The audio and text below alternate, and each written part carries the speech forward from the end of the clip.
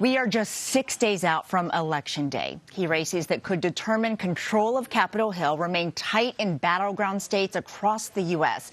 I'm joined now by two of my CBS News colleagues. Correspondent Kris Van Cleave is in Scottsdale, Arizona, and political director Fin Gomez is right here with me in Washington.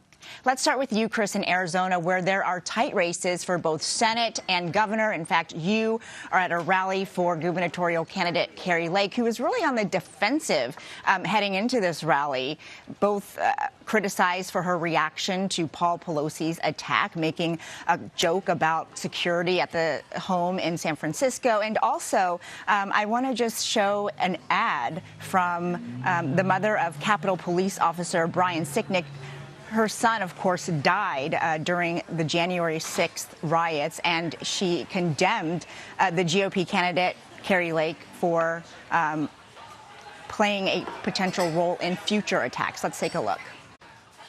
It's very dire for our democracy, for our country, with candidates like Kari Lake. My son died because of people like Kari Lake. So, Kris, what's Kari Lake going to do? She has to respond to this. She has to respond to other criticisms. And not surprisingly, it's becoming a pretty ugly race. Well, in fact, Kari Lake is talking to reporters behind us here after her rally that we also saw Senate candidate Blake Masters here. And her focus today was not responding to those controversies, but instead talking to veterans about improving health care, talking about securing the border, talking about combating crime. She's very much on her campaign message, and in that regard, on the offensive here, not playing defense. I suspect as she's talking to reporters, she's going to get asked about some of those comments. She has argued that her Paul Pelosi comments being taken out of context and, has used that so far as an opportunity to criticize the media, which is one of her favorite campaign stop event talking points is to criticize the media. And we saw a lot of that during this event today as well. In what context is she accusing the media of missing in this situation? Well, she says that in this case that, the audience reacted, the crowd reacted the way the crowd reacted. That's not something she can control. She says she wasn't making a joke. She was making a point that if the Speaker of the House spouse can be a victim of crime, that you need, the question was in the context of protecting schools. She said if it can happen there, obviously they need to look at security not just there, but also when it comes time to protecting children.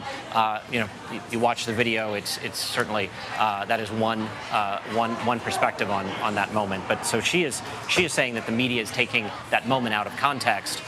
The video, can be watched and people can decide that on their own, I think. Thank you for that. I think it's important to note what she is saying in response to that. This is such a close races, I should say, Kris. And former President Barack Obama is heading there to Arizona to stump for the Democrats. I want to play a little bit of what we've already heard from him in Nevada because he is making several stops before Election Day. We may not fix all our problems overnight, but we can make things better.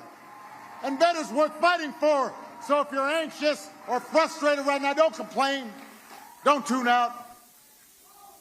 Don't get bamboozled. Don't fall for the okie doke. Get off your coat. Get off your couch and do what? Put down your... The former president is naturally charismatic, enthusiastic. Do you think he's going to be able to drum up enthusiasm in Arizona and get people to the polls? Well, that is certainly the hope not only of President Obama, but also Katie Hobbs, the Democrat that's running for governor, and Senator Mark Kelly, who's running for a full term. The races here are, by all accounts, very close. And it's hard to believe after Arizona residents have been bombarded by campaign ads for going on 2 years now, and in the case of Mark Kelly, longer than that, that there are many undecided voters as to who they might support. I think the bigger question is, do they decide to vote? Conventional thinking is the higher the turnout, particularly if they go above what would be normal, that would likely help Democrats. This is also a state that votes by mail. 90% or so of people that are expected to vote vote by mail, vote early. So You're talking to this sliver of folks that are going to go to the polls or that decided not to vote early and haven't decided if they're going to vote.